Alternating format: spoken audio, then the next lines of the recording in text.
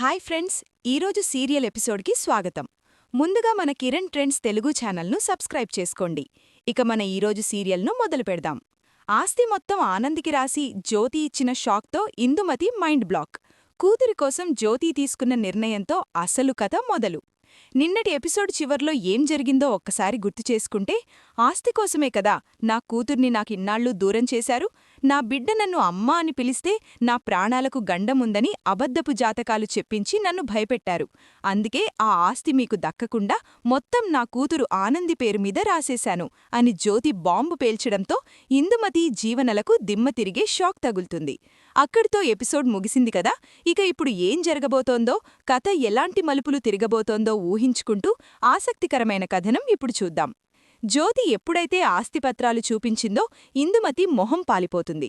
చేతిలో ఉన్న ఆస్తిపత్రాలను లాక్కోవడానికి ఇందుమతి ప్రయత్నిస్తుంది కాని జ్యోతి మాత్రం అపరకాళికలా మారిపోయి ఇందుమతిని ఒక్కతోపు తోస్తుంది. అత్తేగారు, ఇన్నాళ్లు నేను మీకు భయపడింది నా భర్త కోసం, నా కుటుంబ పరువు కోసం. కాని ఇప్పుడు మీరు నా కడుపు కోతకి కారణమయ్యారు. నా కన్న కూతుర్ని నా కళ్ల ముందే ఉంచుకుని అనాథలా చూసేలా చేశారు. ఇకపై మీ ఆటలు సాగవు అని జ్యోతి గట్టిగా వార్నింగ్ ఇస్తుంది. అప్పుడు ఇందుమతి తేరుపుని, ఏమే జ్యోతి, ఎంత ధైర్యం నీకు? ఆస్తి మొత్తం ఆ దిక్కులేని దాని పేరున రాస్తావా? అసలది నీ కూతురని ఏంటి రుజువు? ఇదంతా ఆ సునంద ఆడిస్తున్న నాటకం. ఆస్తి పొట్టేయడానికి సునంద, పూర్ణిమ కలిసి ఆడిన డ్రామా ఇది. నువ్వు నమ్మకు అని మళ్లీ విషం చిమ్మడానికి చూస్తుంది. కాని అక్కడ సీన్ రివర్స్ అవుతుంది. అప్పటికే అక్కడ ఉన్న సునంద కటికించుకుని, అత్తయ్యగారు, ఇంక చాలు, ఆపండి. పూర్ణిమ చావు బతుకుల్లో ఉండి చెప్పిన నిజమిది. ఆనంది గొంతులో ఉన్న పుట్టుమచ్చ, జ్యోతి అక్కకున్న పుట్టుమచ్చ ఒకటే. ఇంతకంటే సాక్ష్యం ఏం కావాలి అని సునంద నిలదీస్తుంది. దీంతో ఇందుమతికి ఏం మాట్లాడాలో తెలియక పక్కనే ఉన్న జీవన వైపు చూస్తుంది. జీవన కూడా బిత్తరచూపులు చూస్తూ, అత్తయ్యగారు, మనం అనుకున్నది ఒకటి, జరిగింది ఒకటి. ఇప్పుడు ఏం చేద్దామన్నట్టు సైగ చేస్తుంది. ఇక అసలైన ఎమోషనల్ సీన్ ఇక్కడే మొదలవుతుంది. జ్యోతి నెమ్మదిగా ఆనంది దగ్గరకు వెళ్తుంది. ఆనంది కళ్లలో నీళ్లు తిరుగుతూ ఉంటాయి. ఇన్నాళ్లు మేడం అని పిలిచిన గొంతుతో అమ్మ అని పిలవలేక ఆనంది తడబడుతూ ఉంటుంది. అది గమనించిన జ్యోతి ఆనందిని గట్టిగా గుండెలకు హత్తుకుంటుంది. అమ్మా కుట్టి, నన్ను క్షమించవే. నీ కన్నతల్లినయి ఉండి కూడా నిన్ను గుర్తుపట్టలేకపోయాను. నిన్ను పనిమనిషిలా చూశాను. నా ప్రాణాలు పోతాయని భయపడి నిన్ను దూరం చేసుకోలేదు తల్లి. నీకు ఏదో అవుతుందని భయపెట్టారు. అందుకే ఇన్నాళ్లు మౌనంగా ఉన్నాను. ఇక ఆ భయం లేదు. ఆస్తి పోతే పోయింది. నా కూతురు నాకు దక్కింది అని జ్యోతి ఏడుస్తూ ఆనందిని ముద్దాడుతుంది. ఆనంది కూడా అమ్మా అని గట్టిగా పిలిచి ఏడుస్తుంది. ఈ సీన్ చూస్తుంటే అక్కడ ఉన్న శశికాంత్, ఆదిత్య, సునంద కళ్లలో కూడా నీళ్లు తిరుగుతాయి. కాని వెనుక ఉన్న ఇందుమతి, జీవన మాత్రం రగిలిపోతూ ఉంటారు. ఎలాగైనా సరే ఈ ఆస్తి డాక్యుమెంట్లు క్యాన్సిల్ చేయించాలి అని ఇందుమతి మనసులో కుట్ర పన్నుతూ ఉంటుంది. అప్పుడే జ్యోతి ఒక సంచలన నిర్ణయం తీసుకుంటుంది. ఈ ఆస్తిపత్రాలు లాయర్ దగ్గరికి పంపించి రేపే రిజిస్ట్రేషన్ చేయిస్తాను. ఇక ఈ ఇంటికి యజమాని ఆనంది మాత్రమే అని చెప్పేస్తుంది. ఇక్కడ కథలో ఒక ఊహించని ట్విస్ట్ వస్తుంది. అందరూ ఆనంది ఆస్తి తీసుకుంటుంది అని అనుకుంటారు.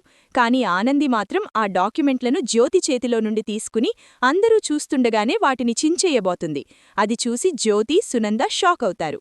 ఏమే, ఏం చేస్తున్నావ్ అని జ్యోతి అరుస్తుంది. అప్పుడు ఆనంది కన్నీళ్లతో, అమ్మా, నాకు ఆస్తి ముఖ్యం కాదు. నాకు కావాల్సింది నీ ప్రేమ మాత్రమే. ఇన్నాళ్ళు నేను ఆశపడింది ఈ ఆస్తి కోసం కాదు, అమ్మ పిలుపు కోసం. ఈ ఆస్తి ఉంటే మన మధ్య గొడవలు వస్తాయి. శీతల్, చైత్రలకు నామీద కోపం వస్తుంది. మన ఇంట్లో శాంతి ఉండదు. నాకు ఈ ఆస్తి వద్దు. నువ్వు దక్కావు, అది చాలు అని ఆనంది గొప్పగా మాట్లాడుతుంది. ఆనంది మంచితనం చూసి శశికాంత్ మురిసిపోతాడు. నా కూతురు బంగారం అని గర్వంగా ఫీలవుతాడు.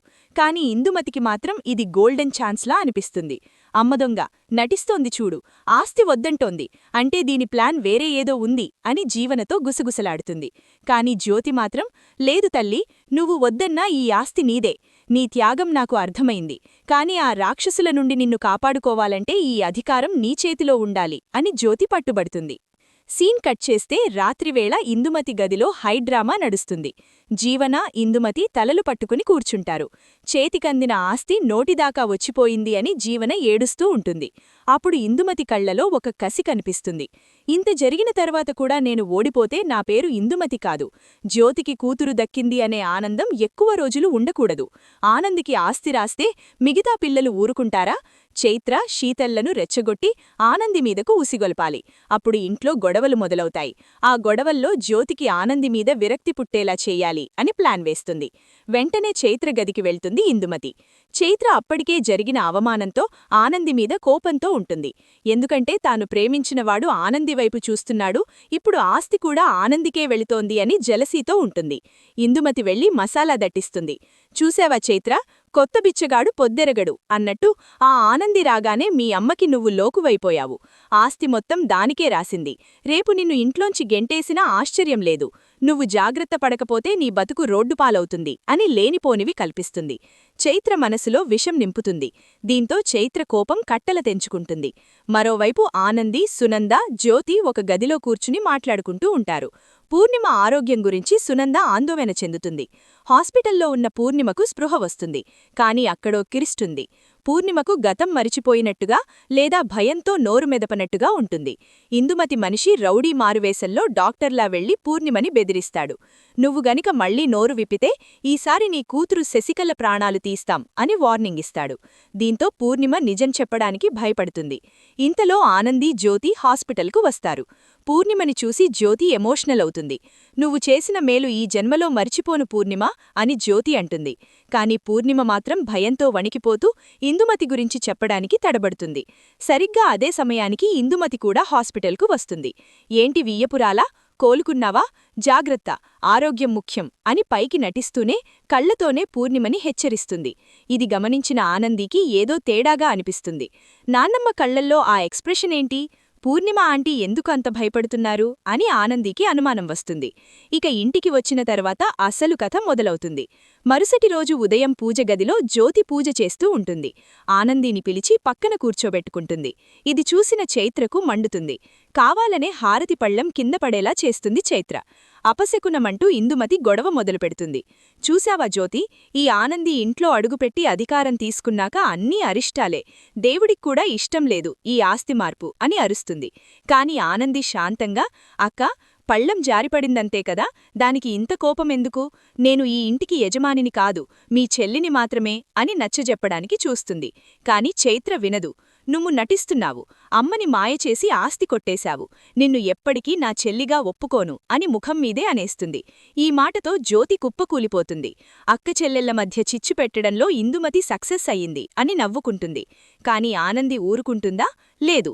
తనదైన స్టైల్లో ఇందుమతికి చెక్ పెట్టడానికి సిద్ధమవుతుంది. ఆనందికి అర్థమవుతుంది ఇదంతా నాన్నమ్మ వెనుక ఉండి ఆడిస్తున్న నాటకమని. వెంటనే ఆనంది సునంద దగ్గరికి వెళ్లి ఒక ప్లాన్ వేస్తుంది. అత్తయ్యగారు, నాన్నమ్మ ఆస్తి కోసం ఎంత దూరమైనా వెళ్తారు. ఇప్పుడు చైత్ర అక్కని పావుగా వాడుకుంటున్నారు. మనం కూడా తెలివిగా ఆడాలి. నాన్నమ్మకి ఆస్తి పిచ్చి కదా, ఆ పిచ్చినే మనం ఆయుధంగా మలచుకోవాలి అని ఆనంది చెప్తుంది. ఆనంది ప్లాన్ ఏంటంటే తను ఆస్తిని దానం చేస్తున్నట్టు ఒక ఫేక్ అగ్రిమెంట్ సృష్టించి అది ఇందుమతి కంటపడేలా చేయడం. ఆ పేపర్లలో ఏముంటుందంటే ఆనంది తన ఆస్తిని మొత్తం ఒక అనాథాశ్రమానికి రాసేస్తోంది అంటుంటుంది. ఇది చూస్తే ఇందుమతికి తట్టుకోలేదు. ఎలాగైనా ఆపడానికి తప్పులు చేస్తుంది. అదే ఆనంది ప్లాన్. అనుకున్నట్టుగానే ఆనంది ఆ పేపర్స్ డైనింగ్ టేబుల్ మీద మరిచిపోయినట్టు పెట్టి వెళ్తుంది. అది చూసిన జీవన పరిగెత్తుకుని వెళ్లి ఇందుమతికి చూపిస్తుంది. అత్తయ్య, కొంప మునిగింది. ఇదిగో చూడండి, ఆ పిచ్చిది ఆస్తిని మొత్తం దానం చేసేస్తోందట. అదే జరిగితే మనకు చిల్లిగవ్వ కూడా దక్కదు అని లబోదిబోమంటుంది. ఇది చూసిన ఇందుమతికి ఫ్యూజులెగిరిపోతాయి. ఏంటే, అంత పని చేస్తుందా? దీన్ని ఇప్పుడే ఏదో ఒకటి చెయ్యాలి అని కంగారు పడుతుంది. ఆ కంగారులో ఇందుమతి రౌడీకి ఫోన్ చేసి ఎలాగైనా సరే ఆనందిని కిడ్నాప్ చెయ్యండి, సంతకాలు పెట్టే ముందే దాన్ని లేపేయాలి అని ఫోన్లో ఆర్డర్ వేస్తుంది. అయితే ఆనంది ముందే అక్కడ తన ఫోన్లో రికార్డింగ్ ఆన్ చేసి పెట్టుంటుంది. ఇందుమతి మాట్లాడిన మాటలన్నీ రికార్డైపోతాయి.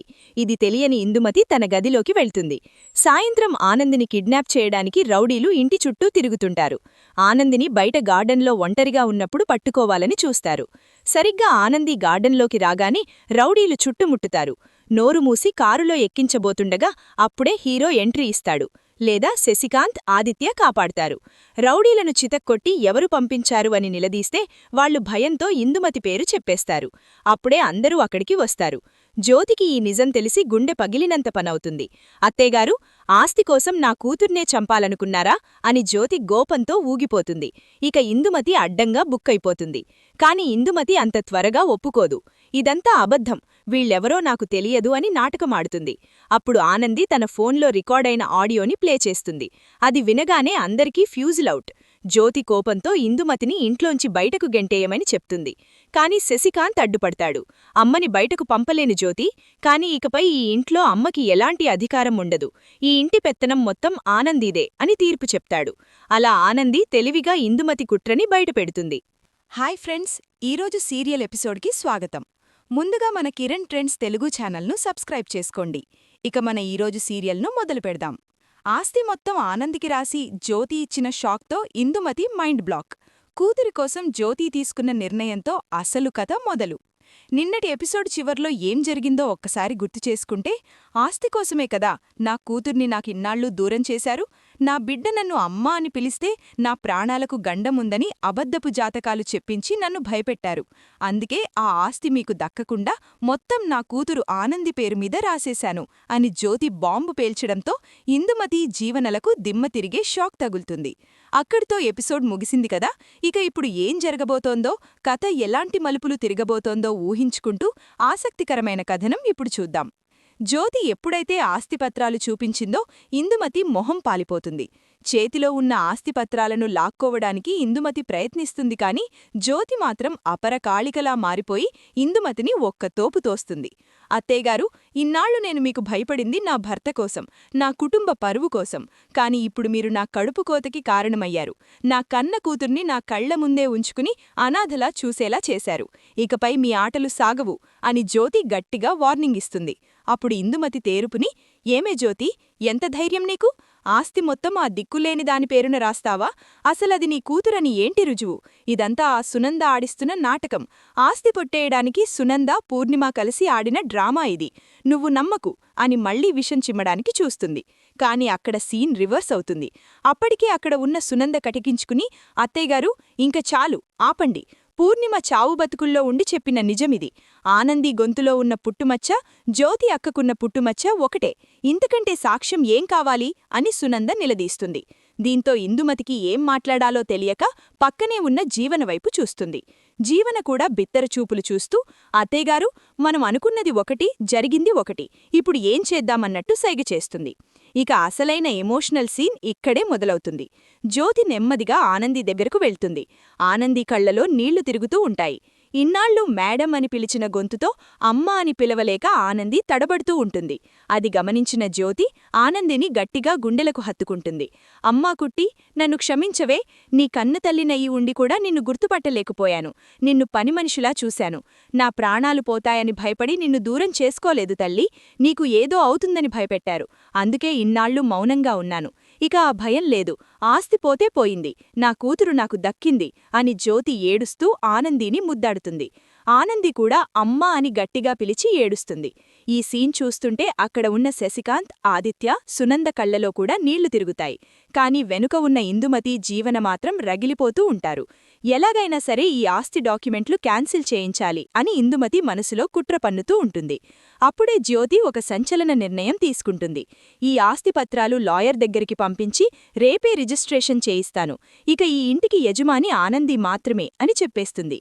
ఇక్కడ కథలో ఒక ఊహించని ట్విస్ట్ వస్తుంది. అందరూ ఆనంది ఆస్తి తీసుకుంటుంది అని అనుకుంటారు. కాని ఆనంది మాత్రం ఆ డాక్యుమెంట్లను జ్యోతి చేతిలో నుండి తీసుకుని అందరూ చూస్తుండగానే వాటిని చించేయబోతుంది. అది చూసి జ్యోతి, సునంద షాక్ అవుతారు. ఏమే, ఏం చేస్తున్నావ్ అని జ్యోతి అరుస్తుంది. అప్పుడు ఆనంది కన్నీళ్లతో, అమ్మా, నాకు ఆస్తి ముఖ్యం కాదు. నాకు కావాల్సింది నీ ప్రేమ మాత్రమే. ఇన్నాళ్ళు నేను ఆశపడింది ఈ ఆస్తి కోసం కాదు, అమ్మ పిలుపు కోసం. ఈ ఆస్తి ఉంటే మన మధ్య గొడవలు వస్తాయి. శీతల్, చైత్రలకు నామీద కోపం వస్తుంది. మన ఇంట్లో శాంతి ఉండదు. నాకు ఈ ఆస్తి వద్దు. నువ్వు దక్కావు, అది చాలు అని ఆనంది గొప్పగా మాట్లాడుతుంది. ఆనంది మంచితనం చూసి శశికాంత్ మురిసిపోతాడు. నా కూతురు బంగారం అని గర్వంగా ఫీలవుతాడు. కాని ఇందుమతికి మాత్రం ఇది గోల్డెన్ ఛాన్స్లా అనిపిస్తుంది. అమ్మదొంగ నటిస్తోంది చూడు, ఆస్తి వద్దంటోంది అంటే దీని ప్లాన్ వేరే ఏదో ఉంది అని జీవనతో గుసగుసలాడుతుంది. కాని జ్యోతి మాత్రం, లేదు తల్లి, నువ్వు వద్దన్నా ఈ ఆస్తి నీదే. నీ త్యాగం నాకు అర్థమైంది. కాని ఆ రాక్షసుల నుండి నిన్ను కాపాడుకోవాలంటే ఈ అధికారం నీ చేతిలో ఉండాలి అని జ్యోతి పట్టుబడుతుంది. సీన్ కట్ చేస్తే రాత్రివేళ ఇందుమతి గదిలో హై డ్రామా నడుస్తుంది. జీవన, ఇందుమతి తలలు పట్టుకుని కూర్చుంటారు. చేతికందిన ఆస్తి నోటిదాకా వచ్చిపోయింది అని జీవన ఏడుస్తూ ఉంటుంది. అప్పుడు ఇందుమతి కళ్లలో ఒక కసి కనిపిస్తుంది. ఇంత జరిగిన తర్వాత కూడా నేను ఓడిపోతే నా పేరు ఇందుమతి కాదు, జ్యోతికి కూతురు దక్కింది అనే ఆనందం ఎక్కువ రోజులు ఉండకూడదు. ఆనందికి ఆస్తి రాస్తే మిగతా పిల్లలు ఊరుకుంటారా? చైత్ర, శీతళ్లను రెచ్చగొట్టి ఆనంది మీదకు ఉసిగొల్పాలి. అప్పుడు ఇంట్లో గొడవలు మొదలవుతాయి. ఆ గొడవల్లో జ్యోతికి ఆనంది మీద విరక్తి పుట్టేలా చెయ్యాలి అని ప్లాన్ వేస్తుంది. వెంటనే చైత్ర గదికి వెళ్తుంది ఇందుమతి. చైత్ర అప్పటికే జరిగిన అవమానంతో ఆనంది మీద కోపంతో ఉంటుంది. ఎందుకంటే తాను ప్రేమించినవాడు ఆనంది వైపు చూస్తున్నాడు, ఇప్పుడు ఆస్తి కూడా ఆనందికే వెళుతోంది అని జలసీతో ఉంటుంది. ఇందుమతి వెళ్లి మసాలా దట్టిస్తుంది. చూశావా చైత్ర, కొత్త బిచ్చగాడు పొద్దెరగడు అన్నట్టు ఆ ఆనంది రాగానే మీ అమ్మకి నువ్వు లోకువైపోయావు. ఆస్తి మొత్తం దానికే రాసింది. రేపు నిన్ను ఇంట్లోంచి గెంటేసినా ఆశ్చర్యం లేదు. నువ్వు జాగ్రత్త పడకపోతే నీ బతుకు రోడ్డుపాలవుతుంది అని లేనిపోనివి కల్పిస్తుంది. చైత్ర మనసులో విషం నింపుతుంది. దీంతో చైత్ర కోపం కట్టల తెంచుకుంటుంది. మరోవైపు ఆనంది, సునంద, జ్యోతి ఒక గదిలో కూర్చుని మాట్లాడుకుంటూ ఉంటారు. పూర్ణిమ ఆరోగ్యం గురించి సునంద ఆందోళన చెందుతుంది. హాస్పిటల్లో ఉన్న పూర్ణిమకు స్పృహ వస్తుంది. కాని అక్కడో కిరిస్తుంది. పూర్ణిమకు గతం మరిచిపోయినట్టుగా లేదా భయంతో నోరు మెదపనట్టుగా ఉంటుంది. ఇందుమతి మనిషి రౌడీ మారువేశంలో డాక్టర్లా వెళ్లి పూర్ణిమని బెదిరిస్తాడు. నువ్వు గనిక మళ్లీ నోరు విప్పితే ఈసారి నీ కూతురు శశికళ ప్రాణాలు తీస్తాం అని వార్నింగ్ ఇస్తాడు. దీంతో పూర్ణిమ నిజం చెప్పడానికి భయపడుతుంది. ఇంతలో ఆనంది, జ్యోతి హాస్పిటల్కు వస్తారు. పూర్ణిమని చూసి జ్యోతి ఎమోషనల్ అవుతుంది. నువ్వు చేసిన మేలు ఈ జన్మలో మరిచిపోను పూర్ణిమ అని జ్యోతి అంటుంది. కాని పూర్ణిమ మాత్రం భయంతో వణికిపోతూ ఇందుమతి గురించి చెప్పడానికి తడబడుతుంది. సరిగ్గా అదే సమయానికి ఇందుమతి కూడా హాస్పిటల్కు వస్తుంది. ఏంటి వియ్యపురాలా, కోలుకున్నావా? జాగ్రత్త, ఆరోగ్యం ముఖ్యం అని పైకి నటిస్తూనే కళ్లతోనే పూర్ణిమని హెచ్చరిస్తుంది. ఇది గమనించిన ఆనందికి ఏదో తేడాగా అనిపిస్తుంది. నాన్నమ్మ కళ్లల్లో ఆ ఎక్స్ప్రెషన్ ఏంటి? పూర్ణిమ ఆంటీ ఎందుకు అంత భయపడుతున్నారు అని ఆనందికి అనుమానం వస్తుంది. ఇక ఇంటికి వచ్చిన తర్వాత అసలు కథ మొదలవుతుంది.